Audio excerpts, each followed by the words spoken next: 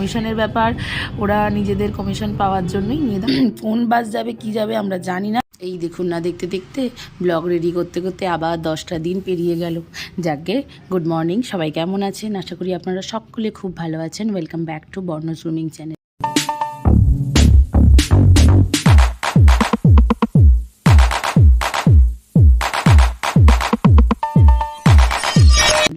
আগের ভিডিওতে আমি বলেছিলাম যে বর্ণ জেনেটিক টেস্টে এই রিপোর্ট এসেছে SMA টাইপ 2A। তো সেটা নিয়ে ভীষণ মন ভারাক্রান্ত হয়ে গেছে। স্বাভাবিক বলুন, বাবা মা কেন, যে কারো শুনলেই মনটা ভারাক্রান্ত হয়ে যায় যে একই ট্রিটমেন্ট হচ্ছে, আবার নতুন করে কি ট্রিটমেন্ট হবে। তো আমরা তো যেহেতু ভেলোরেই ছিলাম, তাই ওর বাবা বললো যে ওখানকার নিউরোর যে ডাক্তার, অ্যাপয়েন্টমেন্ট পেতে পেতে ভীষণ অসুবিধা হয় জানেন তো, 3-4 মাস লেগে যায়। যদি আমি সঙ্গে সঙ্গে অ্যাপয়েন্টমেন্ট পাওয়া যায় না নিউরোর। তাই ডাক্তারকেই আমরা, যে বর্ণর যে ডক্টর দেখেন অর্থোপেডিক থমাস প্যালোকারেন, ওনাকে একটু রিকোয়েস্ট করলাম যে আমাদের তো হাতে টাইম নেই, তাহলে আমাদের আশাটাই বৃথা হবে। আপনি যেহেতু উনি নিউরোকে রেফার করেছেন, সেই জন্য আমরা বললাম। আর ওখানে তো RMO ছাড়া কিছু হয় না, সরি MRO ছাড়া। তো MRO কাউন্টার যেটা আছে, ওই MRO কাউন্টারে গিয়েই সব কিছু ওদের অ্যাপয়েন্টমেন্ট বা সব কিছু করতে হয়, জিজ্ঞেস করতে হয়। ডাক্তারের সাথে তো ডাইরেক্ট কথা বলা যায় না। তাও আমরা যেহেতু ওই দিনই OPD ছিল, ডাক্তারদের সেদিন সবাই টিমও ছিলেন, ওনাদেরকে রিকোয়েস্ট করলাম, তাই আমরা একটা ডেট পেয়েছিলাম। সেটাও ছিল 1 সপ্তাহ পর। আর বাকি দিনটা আমরা কি করব সেই ভেবে ওর বাবা অনেক আমরা চিন্তা করলাম। ভীষণ চিন্তা হলো যে SMA টাইপ 2-এ কী করে অত কোটি টাকার ওষুধই বা আমরা কি করে অ্যারেঞ্জ করব, করব, ওটা নিয়ে খুব চিন্তা হলো।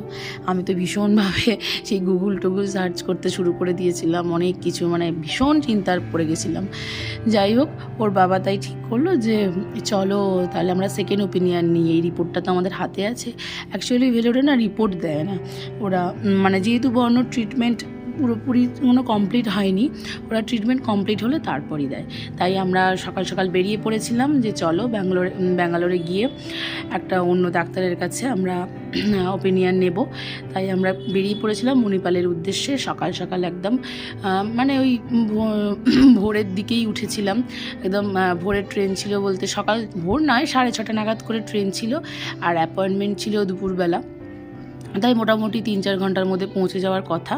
আমরা বেরিয়ে পড়েছিলাম আর মোটামুটি সব কিছু সামলে নেমেও পড়েছিলাম। কিন্তু নেমে বুঝতে পারছিলাম না, ফার্স্ট টাইম গেছি, যে কোনো জায়গায় ফার্স্ট টাইম গেলে একটু তো অসুবিধা হয়। কিন্তু তাও জানেন, এখন এই রুট ম্যাপের জন্য আমরা কিন্তু অনেক সহজ হয়ে গেছে জিনিসগুলো, না, ইউটিউব রুট ম্যাপের জন্য অনেক কিছু সহজ হয়ে গেছে। যাই হোক, আমরা কাটপাটি স্টেশন থেকে উঠেছিলাম। উঠে আমাদের হোয়াইটফিল্ড নামার কথা ছিল, ভুল করে তার আগের স্টেশনটা ট্রেনে একটু দাঁড়িয়েছিল, আমরা বুঝতে পারিনি, নেমে পড়েছিলাম।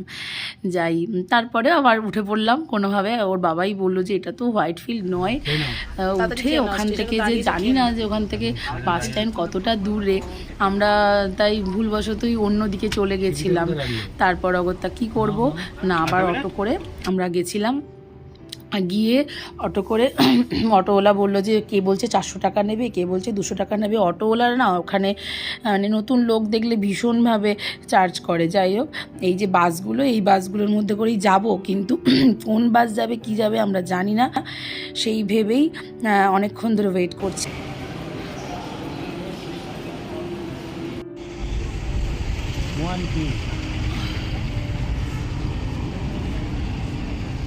ঘুরে অটো করে আমরা এলাম বাস স্ট্যান্ডে। বাস স্ট্যান্ডে দাঁড়িয়ে তো বাসের জন্য দাঁড়িয়ে আছে তো, ঠিক আছে। জানি না এটা কি ফল, আপেলের মতো দেখতে রে, আপেলের মতো দেখতে, দেখ। আসবে তাই তো উঠতে হবে।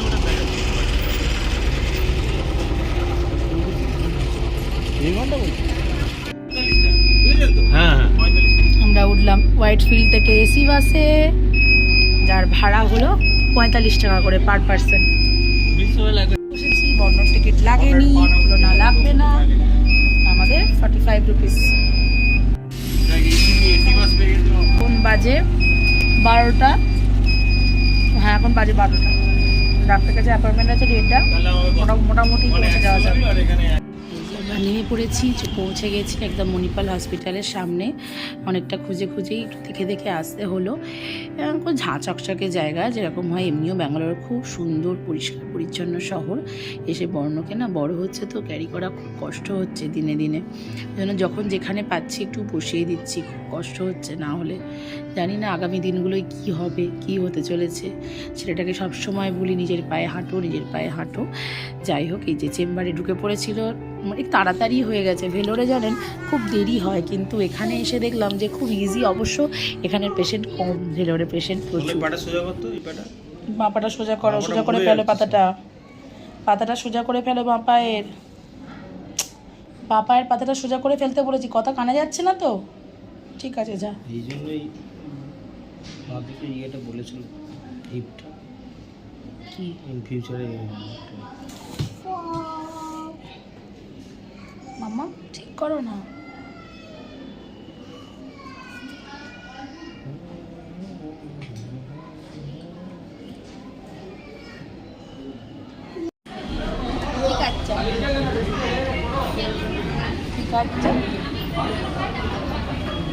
খুব তাড়াতাড়ি ডাক্তার দেখানো সব হয়ে যায়। বর্ণর ইউএসজি দিয়েছিল পায়ের পোর্শনের। ওখানে গিয়ে তো ডাক্তার প্রথমে এমন বললেন, আমরা তো আবার ভয় পেয়ে গেলাম। এই মাসেল নেই, এই নেই, সেই নেই, কিছু হবে না, কিছু পারবে না। আমরা স্তম্ভিত হয়ে দুজনের দিকে তাকিয়ে রইলাম। বাবা ভেতরে ঢোকেনি, হ্যাঁ, দুজনের দিকে তাকিয়ে রইলাম। আর বর্ণবাবু নিজের তালেই খেলে গেল। তারপর উনি বললেন ঠিক আছে টেস্ট দিই বলে ইউএসজি করলেন, এক্সরে করলেন। বেচারারও খুব কষ্ট। কখন ওই ঠান্ডা ঘরগুলোর ভেতরে এসি চলছে ফুল, তার মধ্যে জামা কাপড় খুলে এক্সরে করা, দাঁড়ানো, এই পা এরকম করে ওরকম করে। সত্যি ছেলেটা ছোটো থেকে না, শুধু আমার ছেলে কেন, এরকম যে বাচ্চাগুলো ট্রিটমেন্ট হয় তাদের যে কী কষ্ট হয়, তাদের বাড়ির লোকের যে কী পরিমাণ মনের জোর প্রয়োজন, মানে চোখে না দেখলে সত্যি বিশ্বাস করা সম্ভব নয়। কী পরিমাণ যে ওদের উপর দিয়ে ধকল যায়, সেটা সেই বাচ্চাগুলো ছাড়া সত্যি আমার নিজেরও হয়তো বোঝার ক্ষমতা নেই। কারণ আমার তো শরীরের উপর দিয়ে যাচ্ছে না, আমরা করছি ঠিক আছে, কিন্তু শারীরিক কষ্ট তো মানুষের কেউ নিতে পারবে না। মানসিক কষ্ট একটুখানি আমরা ভালো করে কথা বলে ভালোবেসে করতে পারি, এই যা না কমাতে পারি। আমাদের সারাদিন সেদিন আর খাওয়া হয়নি, কিছু খাবার জোটেনি। মানে স্টেশনে আমরা চা বিস্কিট একটু খেয়েছিলাম আর পাউরুটি কলা কিনে নিয়েছিলাম, ওই যা। আর এদিকে হসপিটালে ঢুকেই তো প্রচুর সময় লেগে গেছে, মানে এদিক ওদিক টেস্ট করতে, এই করতে ওই করতে, যে দিনের দিন আমাদের শেষ করতে হবে। ডাক্তারবাবু বললেন যে না, আপনাদের ওয়েট করাবো না, ট্রেন আছে বলেছিলাম ওই জন্য। তাই তারপর যখন ক্যান্টিনে গেছি, ক্যান্টিনে আর কোনো খাবার ছিল না। ক্যান্টিনে গেছি প্রায় 5টা বেজে গেছিলো, 5:30। খাবার ছিল না। বর্ণকে একটা চিকেন প্যাটিস খাইয়ে দিলাম আর একটু ছানা করে নিয়ে গেছিলাম, যেটা বর্ণ খেলো না। বাবা তো সুগারের পেশেন্ট, বাবাকে বললাম তুমি খেয়ে নাও, চিনি ছাড়া বর্ণ খায়, বাবাকেও দিয়ে দিলাম। আর আমরা ওই প্যাকেটে আমি একটু আমার স্ন্যাক্স কিছু থাকে, মুড়ি চানাচুর বা চিড়ে ভাজা, আমরা অটোতে উঠে দাদাকে বললাম দাদা প্রচণ্ড খিদে পেয়েছে, একটু খাচ্ছি, কিছু মনে করবেন না। কারণ ওর পর থেকে আমরা ঠিক করলাম যে চলো ট্রেনের টিকিট পেলাম, ওখান থেকে আমরা ব্যাঙ্গালোর সিটি থেকে আমরা ট্রেন ধরে তাহলে মাইসোর চলে যাব, সেটাই প্ল্যান করলাম যে চলো হয়ে গেছে যখন তাই। তারপর অটোওয়ালা তো সেই এই অটো যাবে না, ও অটো এ বলছে 200 টাকা, ও বলছে 400 টাকা বলে দুজনে আবার হাসাহাসি করছে, ওদের ভাষা তো আমরা অত বুঝি না। তার মধ্যে আমরা অটো করে মোটামুটি ব্যাঙ্গালোর সিটি চলে এলাম, ওই স্টেশন যেটা বড় স্টেশনটা, ওখানে চলে এসে ওখান থেকে আমাদের মাইসোর যাওয়ার ট্রেন ছিল, তো তারই উদ্দেশ্যে আমরা স্টেশনে চলে এসেছিলাম। আর হ্যাঁ, পুরো ব্লগটা কিন্তু দেখবেন, না দেখে কিন্তু যাবেন না। পুরো ব্লগটা দেখি কেমন লাগলো অবশ্যই জানাবেন। কি করলি এটা? কি করছো এটা? কি করছো? জল খতম করে দিচ্ছে, খতম। এটা আমরা যাচ্ছি, এখন যাচ্ছি মাইসোর। এই যে চেয়ার কার তিনটে কিনেছিলাম, আর এখানে এত চাপাচাপি হচ্ছে, বড় বাবাকে দাঁড় করে দিয়েছি, দিয়ে আমরা তিনজনে আবার তো অন্ধকার, 7:30 বাজে। আমরা মোটামুটি 9টার মধ্যে নেমে যাবো। গিয়ে দেখা হচ্ছে কাল সারাদিন কী করছি, আমি সেটা অবশ্যই শেয়ার করবো। দেখতে থাকবেন ব্লগটা।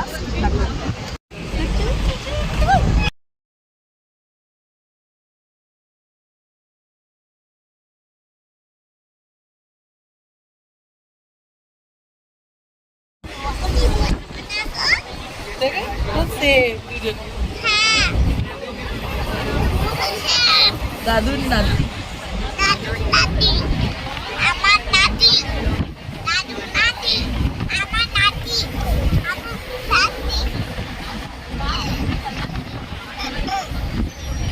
আমার বন্ধু চিকন কালিয়া।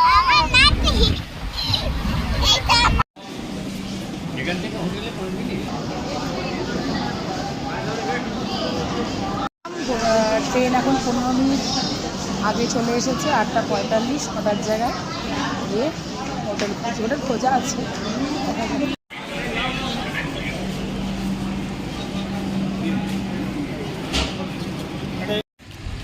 আমরা নেমে পড়েছি, এই হলো মাইসোর স্টেশন।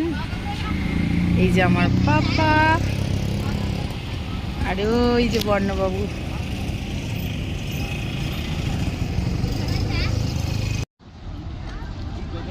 হোটেলটা কোথায় জিজ্ঞেস করবে না?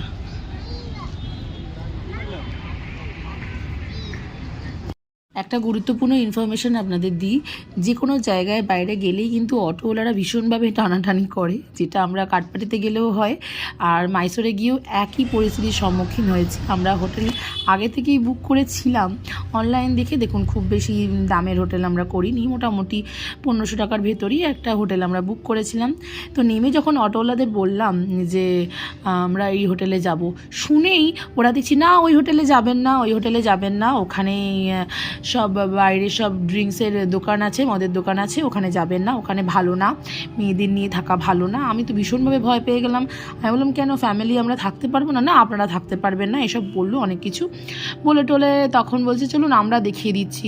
আমি বলছি আচ্ছা, বেশ বয়স্ক লোকেরাও বলছে ভালো নয়। তখন আমি বললাম যে যা বাবা, এটা আবার কী ধরনের হলো? হ্যাঁ, তাই ওদের সাথেই গেলাম, গিয়ে বললাম ঠিক আছে আপনাদের জায়গাটা দেখান। তো ওরা নিয়ে গিয়ে একটা জায়গায় দাঁড় করালো। তখন বুঝতে পারলাম যে পুরোটাই কমিশনের ব্যাপার, ওরা নিজেদের কমিশন পাওয়ার জন্যই নিয়ে দাঁড় করিয়েছে। শেষে দেখলাম যে প্রচুর কথাবার্তা হচ্ছে। আমি ওর বাবাকে মেসেজ করলাম যে চলো আমরা, যেহেতু আমি অটোতেই ছিলাম বসে বর্ণর সঙ্গে, আর আমার বাবা আর বর্ণর বাবা দুজনে মিলে গেছিলো, কিন্তু দেখলাম যে এখানে হচ্ছে না, একটা মিসকমিউনিকেশন হচ্ছে। তাই আমরা শেষে গেলাম, গিয়ে বললাম যে চলো ওখানের হোটেলটায় আমরাই যাব। বলতে অটোওয়ালা ভীষণ রেগে গেল, নিয়ে গিয়ে কোথায় ভেতর থেকে নিয়ে যাচ্ছে। আমি ভাবছি এই রে, ওরা কোথায় নিয়ে যাচ্ছে। যাই হোক, গিয়ে দেখলাম যে একদম মেন রোডের উপর হোটেল, সামনেই স্টেশন, সামনেই বাস রাস্তা, সামনেই আপনার অটো ফটো সব পাওয়া যায়। তো অটোওয়ালাটা খুব রেগে গেল, রেগে গিয়ে আমাদের তো ওখানে কোনোভাবে নামিয়ে দিয়ে চলে গেল। তবে ওখানে অটো ভাড়া বেশি না, 50 টাকা আমাদের স্টেশন থেকে হোটেল পর্যন্ত নিয়েছিল। নেমে যখন হোটেলের রুমকে, তাও আমরা বললাম যে দাদা আমরা একটু রুমটা দেখবো, তারপরে বললো ঠিক আছে। রুমটা দেখলাম, হোটেলের ছবিটা নেওয়া হয়নি, ভিডিওটা তখন এইসবের মাঝখানে না, আর ভিডিওটা তোলা হয়নি। ভীষণ বিধ্বস্ত ছিলাম সারাদিনের পর, তাই জন্য আরও নেওয়া হয়নি। তো কিন্তু হোটেলের যে উনি ম্যানেজার ছিলেন না মালিক ছিলেন আমরা জানি না, আমরা জিজ্ঞেস করিনি। ভীষণ ভালো ব্যবহার ছিল আমাদের ওপরে। তুলো রুমটা যে একেবারে বিশাল কিছু হাইফাই তা না, কিন্তু ভীষণ পরিষ্কার পরিচ্ছন্ন। আমরা ট্রিপল বেডের একটা রুম নিয়েছিলাম, সেখানে আমরা ছিলাম, খুব ভালো ছিল। তো সারা দিনটা তো আপনাদের সাথে শেয়ার করলাম, এবং এই একটা অভিজ্ঞতা আপনাদের সাথে শেয়ার করলাম। যদি কখনো কেউ যান বা এই অবস্থার সম্মুখীন হন, তো আগে থেকে আপনাদেরকে একটু বলে দিলাম, তাহলে বুঝতে পারবেন আপনারাও নিশ্চয়ই। না, তখন নিজেদের ডিসিশানটা নিজেরা নেওয়াটাই ভালো। সব কিছুই যে সবসময় অনলাইন খারাপ হয় তা কিন্তু নয়। তো যাই হোক, ব্লগটা কেমন লাগলো অবশ্যই জানাবেন, এবং ভালো লাগলে প্লিজ লাইক শেয়ার কমেন্ট করতে কিন্তু ভুলবেন না, এবং প্লিজ নতুন দিকে থাকলে এটা সাবস্ক্রাইব করবেন, এবং আমাদেরকে অনেক অনেক ভালোবাসা দেবেন, বর্ণকে অনেক আশীর্বাদ দেবেন। তো নমস্কার, ভালো থাকবেন, দেখা হচ্ছে আবার নতুন একটা ব্লগে।